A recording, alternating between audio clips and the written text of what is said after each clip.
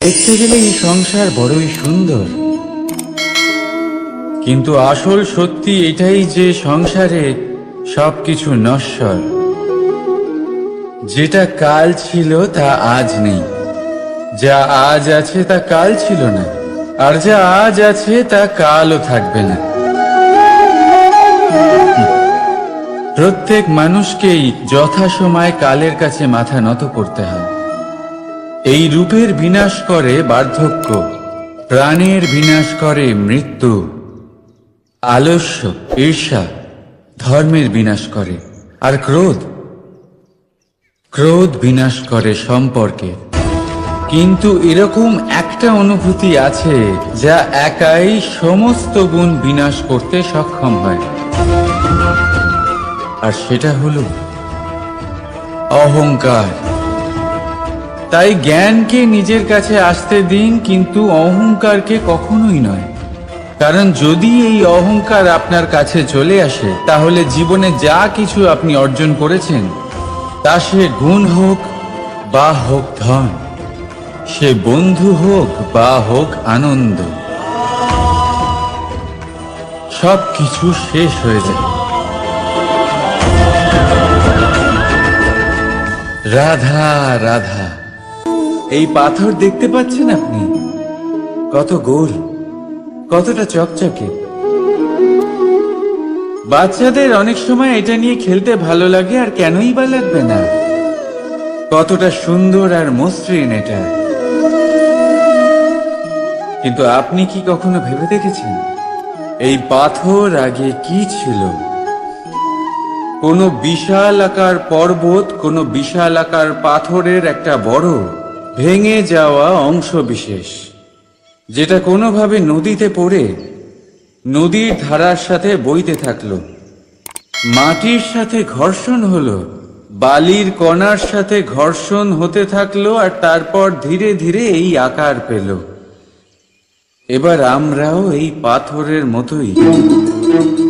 তাই মনে রাখবেন, আপনার ব্যক্তিত্ব, আপনার এই স্বরূপ ঈশ্বরের দেওয়া কখনোই নয়।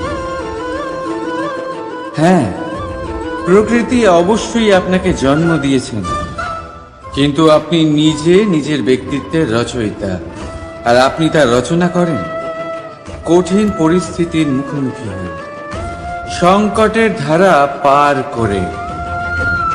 তাই আপনিও এই পাথরের মতো নিরন্তর চেষ্টা করতে থাকুন, নিজের অস্তিত্ব বজায় রাখুন, এই অস্তিত্বকে মহান করতে থাকুন, আর আমার সাথে ভালোবেসে বলুন, রাধা রাধা। বর্ষাকালে যখন ভয়ানক বৃষ্টি হয়, তীব্র গতিতে যখন হাওয়া চলে, তখন আপনি নিশ্চয়ই দেখেছেন কুটো জোগাড় করে তাদের বাসা বানিয়ে ফেলে। নিজের সংসার সেই রকমই বানিয়ে দেয় যেমন আগে ছিল। এমন কেন? কারণ এই ঝড়ের তাণ্ডবের সাথে সেই পাখিদের কোনো বোঝাপড়া করারই নেই। তারা শুধু সেটাই করতে থাকে যেটা তাদের হাতে আছে, আর সেটাই হলো, আর এটাই হলো সুখী জীবনের মূল মন্ত্র। যেটা আপনার হাতে নেই তা নিয়ে বিলাপ করে আপনার কোনো লাভ হবে না। মনোসংযোগ তাতেই করুন যা আপনার হাতে রয়েছে। যা বদলে গেছে তাকে আপনি আবার বদলাতে পারবেন না, কিন্তু যা আপনি বদলাতে পারবেন তাতে মনোসংযোগ করুন। এই জীবনে একটু ধনাত্মক হয়ে উঠুন, দেখবেন সব শুভ হবে। রাধা রাধা।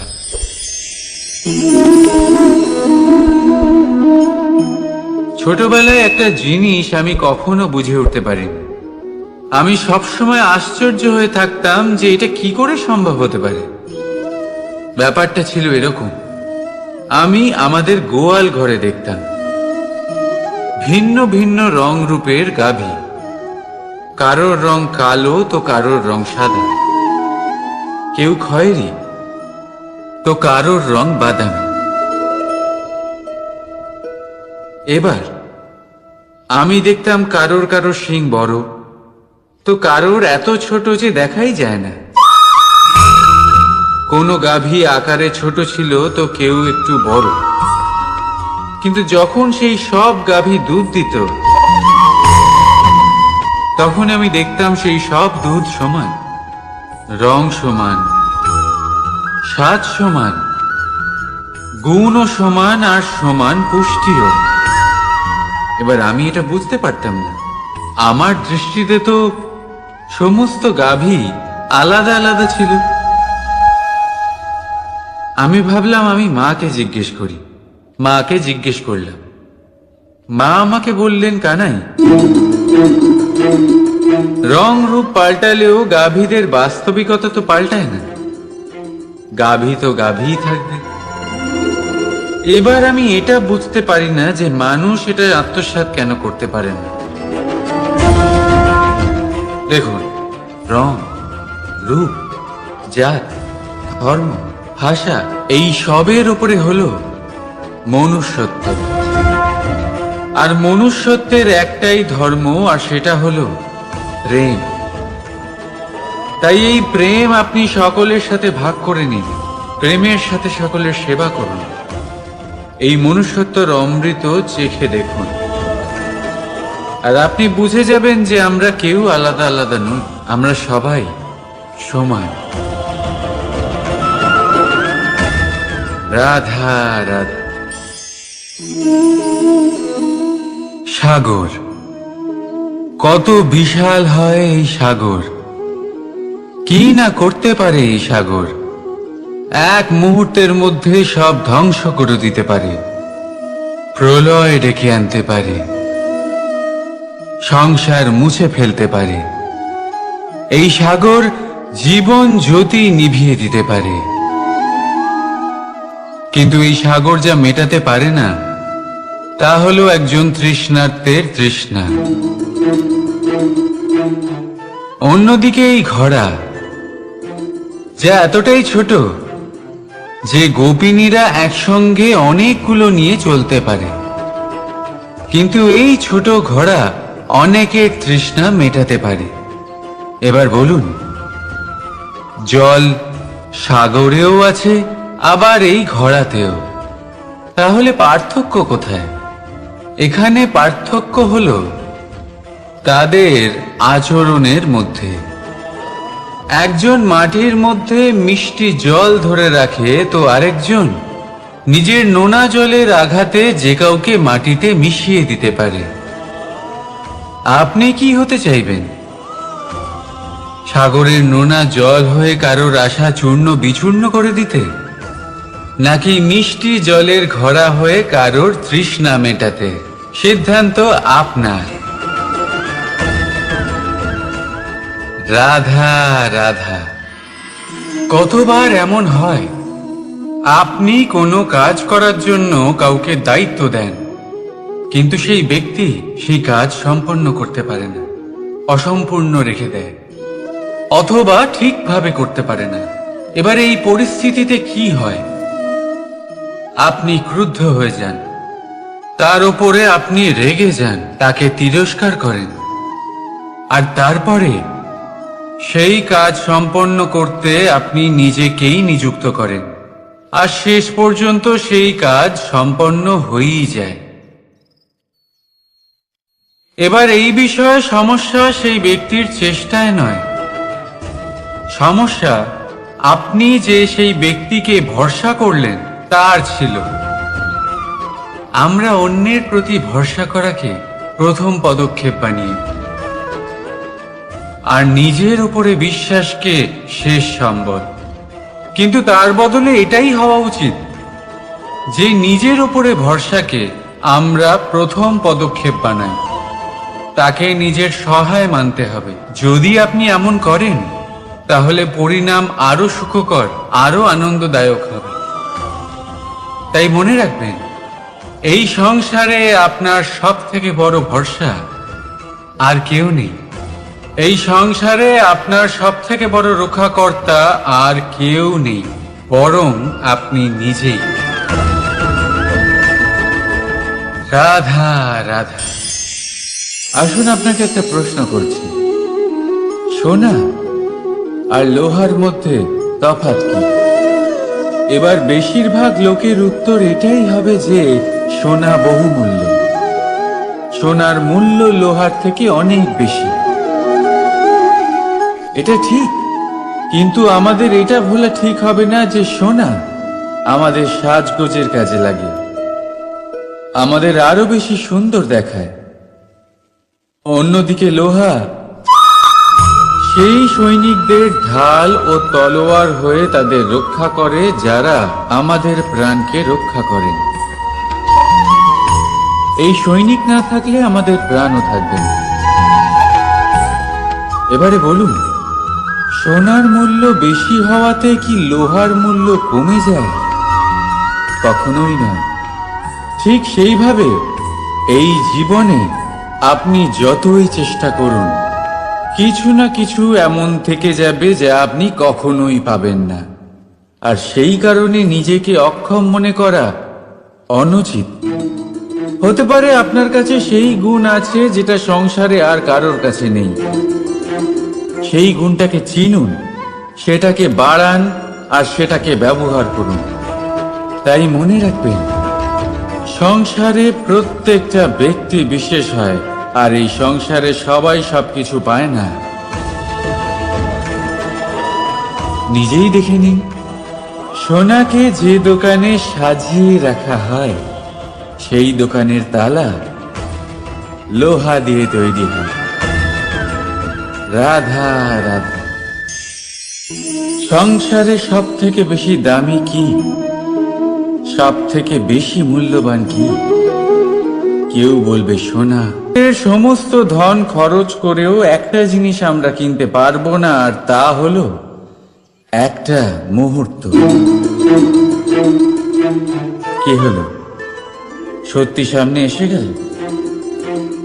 সত্যি হলো এটাই যে জগতে সব থেকে বেশি মূল্যবান সময়, সেই সময় যেটা আমরা এমনি নষ্ট করে দিই অকাজে, কখনো কোনো আশাতে, কখনো শোক করে, কখনো ঘটে যাওয়া দিনের কথা ভেবে, তো কখনো ভবিষ্যতের চিন্তাতে।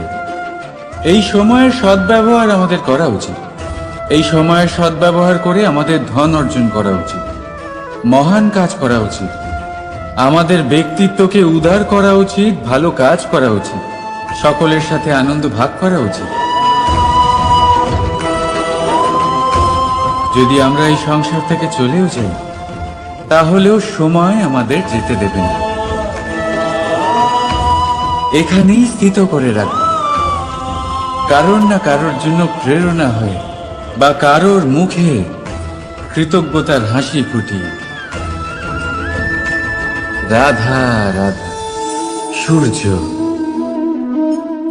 এই সংসারে সব থেকে বেশি তেজস্বী এই সূর্য, সব থেকে বেশি উজ্জ্বল, সব থেকে বেশি শক্তিশালী। কিন্তু আপনি কি কখনো সূর্যোদয় দেখেছেন? এই শক্তিশালী সূর্য কিভাবে উদয় হয়? লাল রঙের আভার সাথে, সৌম্যতার সাথে, শান্তির সাথে উদয় হয়। কখনো সূর্যাস্ত দেখেছেন? সেই লাল রঙের আভা, সেই সৌম্যতা, সেই একই শান্তি। আর এটাই একজন মহান ব্যক্তিত্বের গুণ। যখন জীবনে উত্থান ঘটে তখনও অহংকার করেন না, সৌম্যতা বজায় রাখেন। আবার যখন জীবনে ক্ষতি হয় তখনও সৌম্যতা বজায় রাখেন। যদি আপনিও চান সূর্যের মতো আপনি সম্মান পাবেন, তাহলে সূর্যের মতন হন। যখন জীবনে আনন্দ আসে, কুশল আসে, তখন সীমা লঙ্ঘন করবেন না। যখন জীবনে দুঃখ আসে, কষ্ট আসে, বিনাশের পথে অগ্রসর হবেন না। সৌম্য থাকুন, শান্ত থাকুন, সূর্যের মতো চকচক করতে থাকুন। কারণ সব মুহূর্তের মতোই এটাও একটা মুহূর্ত। তাতে আপনি আনন্দ লাভ করুন বা পান দুঃখ, এই মুহূর্ত অবশ্যই চলে যাবে। রাধা রাধা। আপনি ওই কথাটা নিশ্চয়ই শুনেছেন, যখন ভগবান একটা দরজা বন্ধ করেন তখন অন্যদিকে অনেক দরজা খুলে দেন। এবার এই দরজা, এই সমস্ত পথ আমরা দেখতে পাই না, অনেক সময় আমরা বুঝতে পারি না, হারিয়ে যায় সব। কখনো কখনো মনে হয় যে এই কথাটাই মিথ্যে, কিন্তু আসলে তা তো নয়। তাহলে হারিয়ে যায় কেন? কারণ আমরা সময় নষ্ট করি এই দরজার দিকে তাকিয়ে থেকে। ভাবি এই বুঝি দরজা খুলবে, এবার দরজা খুলবে। অপেক্ষা করতে করতে আমরা অনেক সময় নষ্ট করে ফেলি। এত সময় নষ্ট করি যে আমরা দেখতে পাই না, খুঁজে পাই না সেই সমস্ত দরজা আর পথ যা আমাদের জন্য খোলা রয়েছে। যদি খুঁজেই না পাই তাহলে তা ব্যবহার করব কি করে? মনে রাখুন, ভগবান সব সময় আমাদের সাথে রয়েছেন, আমাদের সাহায্য করছেন। এই পথ সব সময় আছে, সর্বত্র আছে। দরকার রয়েছে শুধুমাত্র দৃষ্টির, দৃষ্টিভঙ্গি এবং ভাবনা। এই দৃষ্টিকে বিস্তৃত করুন, এই দৃষ্টিভঙ্গিকে ধন্যাত্মক করে তুলুন, আর এই ভাবনা, এর সীমা একটু বাড়িয়ে তুলুন। তারপর দেখবেন সব খুঁজে পাবেন। আসলে কি, এই যে ঈশ্বর, এই যে পরমাত্মা, তা আমাদের সাথে রয়েছে, আমাদের মনের মধ্যে রয়েছে। যিনি তাকে মন থেকে চাইবেন তিনি তাকে মনের মধ্যে অবশ্যই খুঁজে পাবেন। যদি উনি মন থেকে চান পথ খুঁজে পেতে, তাহলে তিনি অবশ্যই পথ খুঁজে পাবেন। তাহলে আসুন আমার সাথে ভালোবেসে বলুন, রাধা রাধা। ধর্ম, আমরা সকলে ধর্মের বিষয়ে কথা বলি, কখনো নিজের ধর্মের বিষয়, আর কখনো অন্যের ধর্মের বিষয়। কখনো আমরা অধর্ম দেখলে সেই বিষয়ে কথা বলি। অনেক রকম আলোচনা হয়, কিন্তু এই ধর্ম আসলে কি, সেটা কি কেউ বোঝে? যদি আমি আপনাকে উত্তর দিই, এই উত্তর সরল। ধর্ম হলো তাই যা মানুষকে অন্য মানুষের সাথে, সমস্ত বিশ্ব সংসারের সাথে আনন্দ সহকারে বাঁচতে শেখায়। সেই জন্য আপনি যদি কখনো কোনো ধর্মীয় স্থানে যান, সেই ধর্মীয় স্থানে গিয়ে আপনার শান্তির অনুভূতি হয়, তাই না? কিন্তু দেখুন, ধর্মের জ্ঞান থাকলেই সেই মানুষ ধর্মের পথে চলতে পারবে এমন কোনো কথা নেই। অনেক সময় সম্পর্কে যখন সংঘর্ষ বেড়ে যায়, তখন ইচ্ছের জন্ম হয়, ক্রোধের জন্ম হয়, অহংকারের জন্ম হয়, আর তারপর বিনাশ হয়ে যায় এই ধর্মের। সেই জন্য দ্বিতীয় সব থেকে গুরুত্বপূর্ণ গুণ যা আমার সারথীর মধ্যে থাকা উচিত, তা হলো ধর্মবীর হওয়া। এবার দেখতে হবে সেটাই যে কে হবে সেই ব্যক্তি যিনি এই স্বয়ম্বরে নিজের ধর্মে অটল থাকবেন।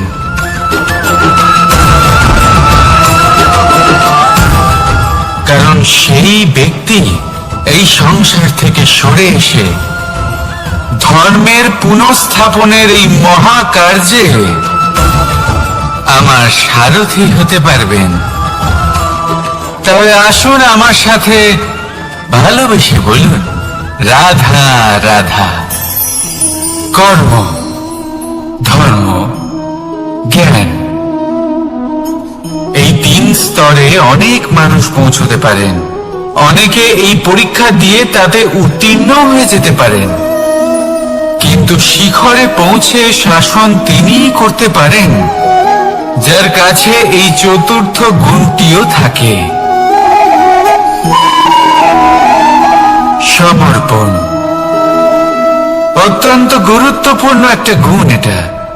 এই সমর্পণ আসলে অত্যন্ত গুরুত্বপূর্ণ।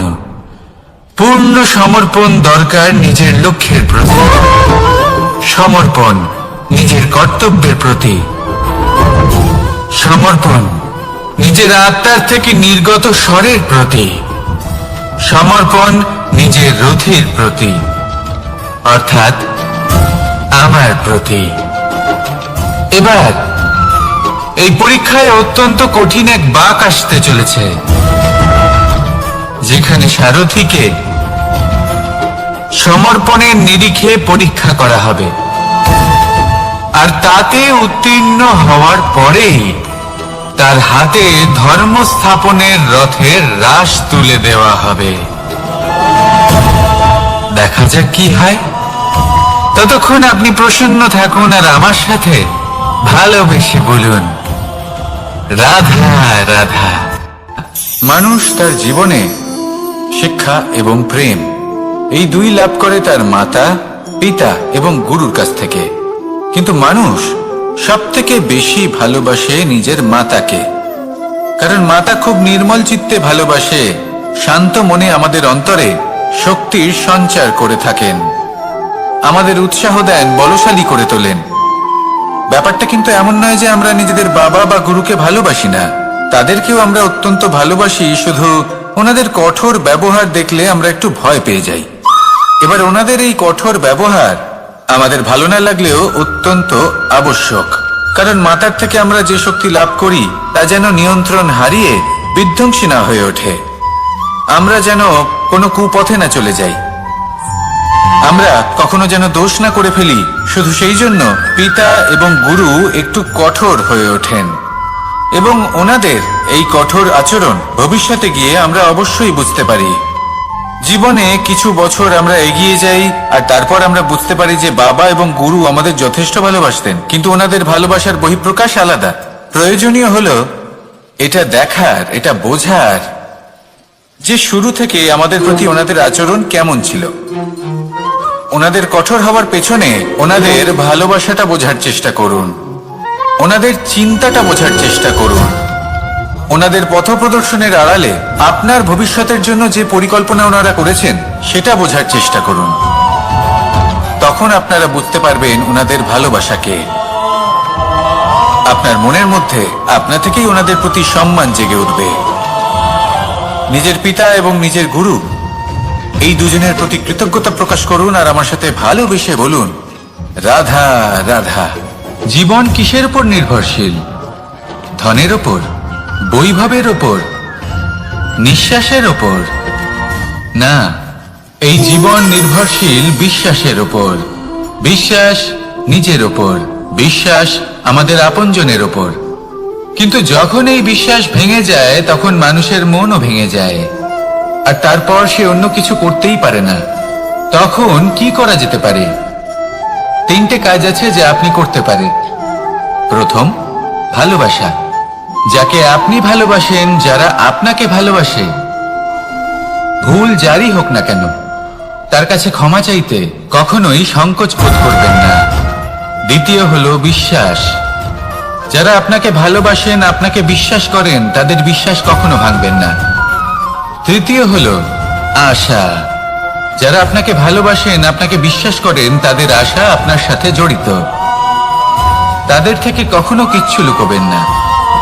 এই 3টে কাজ করুন আর এই জীবন সুপ্রসন্ন হয়ে বলবে, রাধা রাধা। মানুষের জীবনে 2 ধরনের আবেগ থাকে যা চিরকাল তার সাথে বসবাস করে। প্রথম, স্বপ্ন।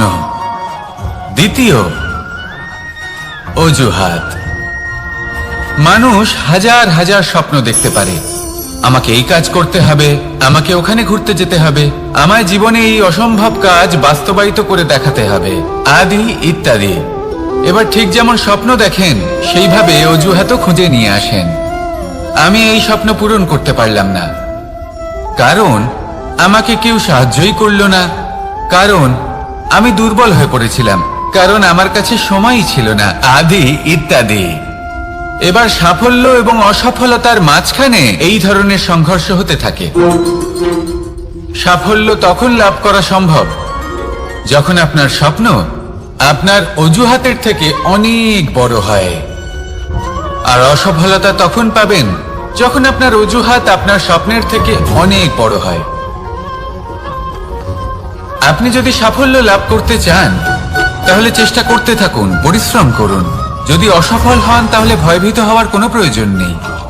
নিজের ভুল বুঝুন, তাকে শুধরে নিন, আবার চেষ্টা করুন। কিন্তু যদি নিজের জীবনে অজুহাত নিয়ে আসেন তখন স্বপ্ন কখনো পূরণ হবে না। আসুন আমার সাথে ভালোবেসে বলুন, রাধা রাধা। ভয়ের সাথে আমরা সবাই পরিচিত, কষ্ট আমরা সবাই পেয়েছি। কখনো কখনো আমরা অসুস্থ হয়ে পড়ি, আর এমন সময় হলে মাতার মমতা, কখনো বাবার স্নেহ, কখনো বন্ধুদের পাশে থাকার অনুভূতি আমাদের রোগ নিরাময়ে সাহায্য করে। কখনো যদি আমরা নিরাশ হয়ে পড়ি, তখন যদি আমাদের কোনো আপনজন আমাদের দুটো ভালো কথা বলে, তখন আমাদের মনোবল বেড়ে যায়।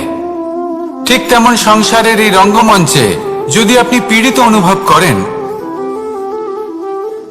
কিছু শুভ কথা আলোচনা করুন, কিছু স্তুতি গান করুন, কিছু মুহূর্তের জন্য হলেও নিজের ইষ্টদেবের কথা স্মরণ করুন আর প্রার্থনা করুন। সাহস বাড়বে, শক্তিও বৃদ্ধি পাবে এবং সামনে এগিয়ে চলার পথও দেখতে পাবেন। তখন এই মন প্রসন্ন হয়ে বলবে, রাধা রাধা। কখনো কখনো অন্ধকারের সাথে লড়াই করার জন্য আমরা প্রদীপ জ্বালাই। এতে প্রথমে সলতে রাখি, তারপর তেল ঢালি, তারপর আগুন জেলে এটা প্রজ্বলিত করি। তারপর একটা সময় আসে যখন এই প্রদীপ নিভে যায়। কারণটা কি? কারণ কি এটা যে প্রদীপের প্রকাশমান হওয়ার ক্ষমতা সমাপ্ত হয়েছে? না, এই যে আগুন আমরা দেখতে পাচ্ছি, এই আগুনের জন্য যে শক্তির প্রয়োজন হয় তা আসে এই তেল থেকে। যদি এই তেল সমাপ্ত হয়ে যায় তাহলে এই প্রকাশ তাও সমাপ্ত হয়ে যায়। আর আমাদের জীবনে এই তেল হলো আমাদের কর্ম, আর এই আগুন আর এর দ্বারা উৎপন্ন হওয়া প্রকাশ আমাদের ভাগ্য। যত আমাদের কর্ম ক্ষীণ হতে থাকবে, আমাদের ভাগ্য সৌভাগ্য কোথাও না কোথাও লুপ্ত হয়ে যাবে। যে উজ্জ্বল ভবিষ্যৎ আমরা চাইছি তা কখনো লাভ করতে পারবো না যদি কর্ম না করি। ঠিক যেমন তেল ছাড়া অগ্নি উৎপন্ন হয় না, তেমনি কর্ম ছাড়া সৌভাগ্য হয় না।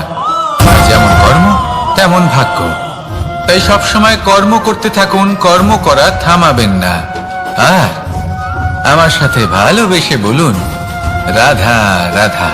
জীবনে তিনটি বিষয় আছে, তিনটি বস্তু আছে, তারা যেন আপনাকে কখনো বশে না করে নিতে পারে। প্রথম হলো ধন। ধন যতক্ষণ আপনি ব্যবহার করতে থাকেন, যতক্ষণ তা আপনার কাজে আসছে, ততক্ষণ ঠিক আছে, এই ধন আপনার কাছে অমৃত।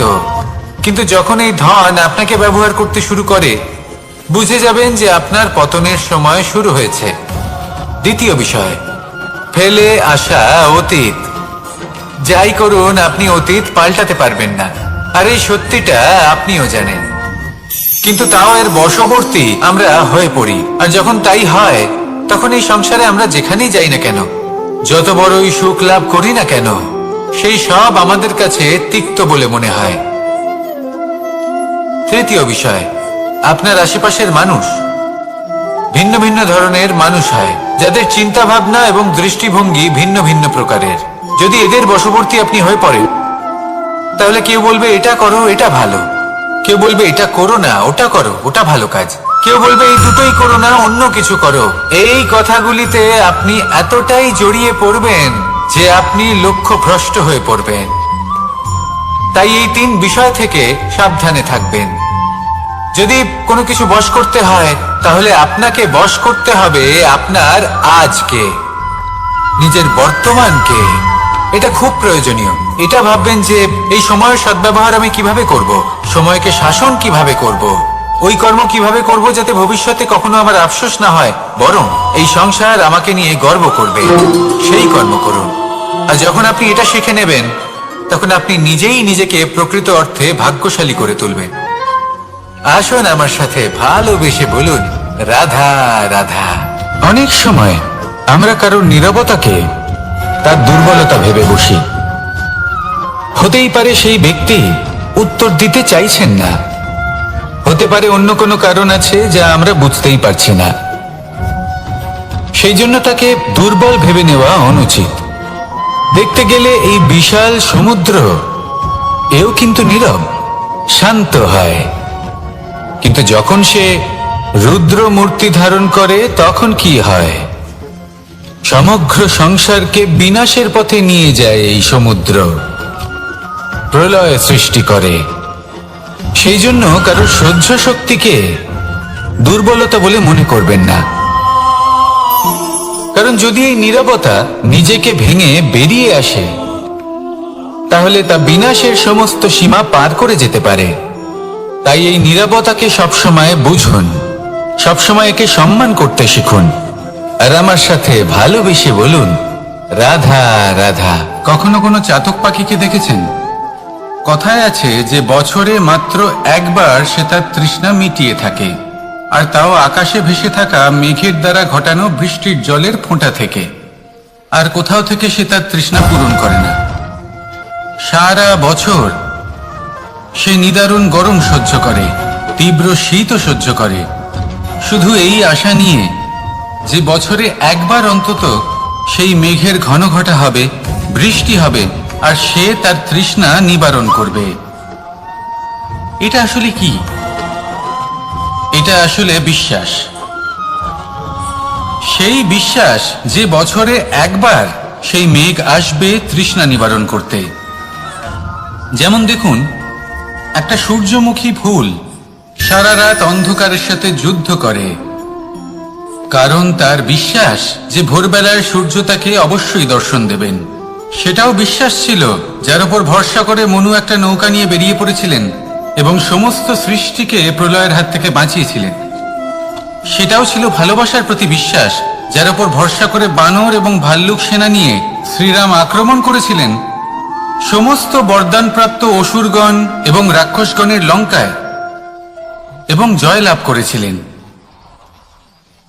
এই বিশ্বাসই হলো এই বিশ্বের আশা। বিশ্বাস রাখুন যে আপনি হলেন সর্বশ্রেষ্ঠ এবং শুধুই নিজের কর্ম করতে থাকুন। এই বিশ্বাসের আশাই আপনাকে প্রতি মুহূর্তে বল প্রদান করবে। এ হলো আমার বিশ্বাস। আসুন আর আমার সাথে ভালোবেসে বলুন, রাধা রাধা। যোগাসন। যোগাসনে আসন অত্যন্ত গুরুত্বপূর্ণ। এবার আমি বলবো সবথেকে শ্রেষ্ঠ আসন কোনটি। আশ্বাস। নিজেকে আশ্বস্ত করতে থাকুন যে আমি আছি, সব ঠিক হবে, যা হচ্ছে ভালোর জন্য হচ্ছে। এই আশ্বাস আপনাকে জীবনে এমন ধনাত্মক বিশ্বাস দেবে যে আপনি বড় বড় সমস্যার সমাধান করতে পারবেন। এবার যদি কথা বলি সব থেকে কঠিন সময়ের, তাহলে সেটা হলো বিচ্ছেদের। যা মা সীতাকে সহ্য করতে হয়েছে শ্রীরামের জন্য, রাধা কৃষ্ণকেও সহ্য করতে হয়েছে। যে ব্যক্তি বিচ্ছেদের সময় সঠিক পথে চলে এসেছে, সে জীবনে অনেক শ্রেষ্ঠ স্থানে অবশ্যই পৌঁছতে পারবে। এবার যদি কথা বলি সব থেকে জরুরি এবং গুরুত্বপূর্ণ সময়ের, তাহলে সেটা হলো সংযোগ। সকলকে সাহায্য করতে থাকুন। আপনি অন্যদের সাহায্য করে তাদের যত আনন্দ দিতে পারবেন, ততটাই আনন্দ আপনারও জীবনে অবশ্যই আসবে। আসুন আর আমার সাথে ভালোবেসে বলুন, রাধা রাধা। সংসারে সকলে উঁচুতে উঠতে চায়, কেউ নত হতে চায় না। সবাই এটা মনে করে যে নত হওয়ার অর্থ হলো তাদের আত্মসম্মান এবং অহংবোধের বিরুদ্ধাচরণ করা। তাদের মনে হয় যে যদি আমরা নত হই, সংসার আমাদের দুর্বল মনে করবে, তাদের শৌর্য এবং তাদের ব্যক্তিত্বের অপমান হবে। কিন্তু এটা কি সত্যি? প্রত্যেকবার নত হওয়ার অর্থ কি সম্মানহানি হওয়া? কখনোই নয়। আপনি নিজের জীবনকেই দেখে নিন। আপনার কোনো অমূল্য জিনিস যদি নিচে পড়ে যায়, তাহলে তাকে কিভাবে তোলেন? সেই বস্তুকে তোলার জন্য আপনাকে নত হতেই হবে। আপনি বড়দের আশীর্বাদ কিভাবে লাভ করেন? আপনি নত হয়ে তবেই তাদের আশীর্বাদ লাভ করতে পারেন, তাই না? ভেবে দেখুন, আপনি একটা পথে হাঁটছেন আপনি দেখতে চাইছেন যে আপনি সঠিক পথে হাঁটছেন কিনা, পায়ের নিচে কাঁটা পড়ে আছে কিনা। কিভাবে দেখবেন? আপনাকে সেই মাথা নত করেই দেখতে হবে। এর অর্থ কি? অর্থ খুব সহজ। প্রত্যেকবার নত হওয়া অনুচিত নয়, সেটা কোনোভাবেই সম্মানহানি নয়। পরিস্থিতি অনুসারে এবং যেখানে প্রয়োজন আপনি নত হতে শিখে গেলে আপনি অনেক কিছুই লাভ করতে পারবেন। জ্ঞান, মান, গুণ, বিশ্বাস। সেই জন্য প্রয়োজন এবং পরিস্থিতি অনুসারে নত হতে শিখুন, এতে অনুচিত কিছুই নেই। আত্মসম্মান থাকা অত্যন্ত প্রয়োজনীয়, কিন্তু তা যেন কখনো অহংকারে পরিণত না হয়। এই বিষয়ে অবশ্যই নজর রাখবেন এবং আমার সাথে ভালোবেসে বলবেন, রাধা রাধা। আমাদের জীবনে অনেক ধরনের ব্যক্তি এসে থাকেন। কেউ কেউ আমাদের সাথে থেকে যান, কেউ আমাদের থেকে দূরে চলে যান। কেউ ভালো মানুষ হন, কেউ খারাপ মানুষ। কিন্তু আমরা সবসময় সেই সময়টাকে নিয়ে দুঃখ প্রকাশ করি যখন আমাদের জীবনে কোনো খারাপ ব্যক্তি প্রবেশ করেন। তারা আমাদের খারাপ অনুভূতি দেন, দুঃখ দেন, কষ্ট দেন। আমরা সবাই তাকে ভালো মন্দ কথা বলি। কিন্তু কেন? এমন বিভিন্ন ধরনের মানুষ, খারাপ মানুষ, ভালো মানুষ সবার জীবনেই আসেন এবং সকলকেই একটা অমূল্য শিক্ষা দান করে যান। এবার আপনি নিজেই ভেবে দেখুন, জীবনে যখন প্রথমবার আপনি আগুন স্পর্শ করেছিলেন তখন আপনি একটা শিক্ষা লাভ করেছিলেন যে আমাকে আগুনের থেকে একটু দূরে থাকতে হবে। তারপর আস্তে আস্তে আপনি শিখলেন যে কিভাবে এই আগুনকে নিয়ন্ত্রণে রাখতে হবে। তারপর আপনি শিখলেন যে কিভাবে নিজের জীবনে তাকে প্রয়োগ করতে হবে, তা সে অন্ধকারে প্রকাশ লাভ করার জন্য হোক বা খাবার বানানোর জন্য। সেইভাবেই কোনো খারাপ ব্যক্তি যখন আপনার জীবনে আসে কোনো শিক্ষা দিয়ে যান, তার প্রতি কৃতজ্ঞ থাকুন। তার বিষয় খারাপ ভাবার বা খারাপ অনুভূতি নিয়ে থাকার কোনো প্রয়োজন নেই। সেই শিক্ষা লাভ করুন, ইতিবাচক মনোভাব নিয়ে জীবনের সামনে এগোতে থাকুন। কেউ নেই যিনি আপনাকে বাধা দিতে পারেন। আসুন আমার সাথে ভালোবেসে বলুন, রাধা রাধা। অনেক সময় আমরা জীবনে অনেক মানুষকে এমন বলতে শুনে থাকি যে আমি অসফল হয়েছি কারণ আমার সময় ভালো যাচ্ছিল না। আমি এই জিনিসটা লাভ করতে চাইছিলাম কিন্তু করতে পারলাম না কারণ আমার সময়টা ভালো যাচ্ছিল না। আমি আমার জীবনে ওই মহান কাজটা করতে চাইছিলাম কিন্তু করতে পারলাম না। কেন?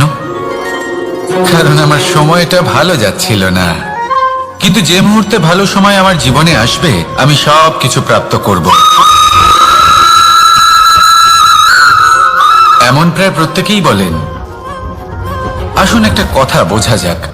একজন মালিকে দেখুন, সে প্রত্যেক দিন গাছের সেবা করে, তাকে জল দেয়, তার যত্ন আত্তি করে। কেন? প্রত্যেক দিন সেই গাছ ফল দেয় না। সঠিক সময় এলে তবেই সেই গাছ ফল দেয়, কিন্তু প্রত্যেক দিন মালি তার সেবা করে, তাকে যত্ন করে। শুধুমাত্র তখন করে না যখন সেই গাছ ফল দিতে সক্ষম। আর যদি মালি গাছের যত্ন প্রতিদিন না করে তাহলে হয়তো সেই গাছ ফল দিতেই পারবে না। এটাই হলো আমাদের জন্য একটা শিক্ষা। যখন সময় আমাদের জন্য অপেক্ষা করে না তখন আপনি সময়ের জন্য কেন অপেক্ষা করছেন? ভালো সময়ের জন্য অপেক্ষা করবেন না। ভালো এবং শুভ কর্ম দ্বারা ভালো সময়কে নিজের কাছে টেনে আনুন। নিরন্তর কর্ম করুন, পরিশ্রম করতে থাকুন। শুভ সময় আপনা থেকেই আপনার কাছে আসবে। আসুন আমার সাথে ভালোবেসে বলুন, রাধা রাধা।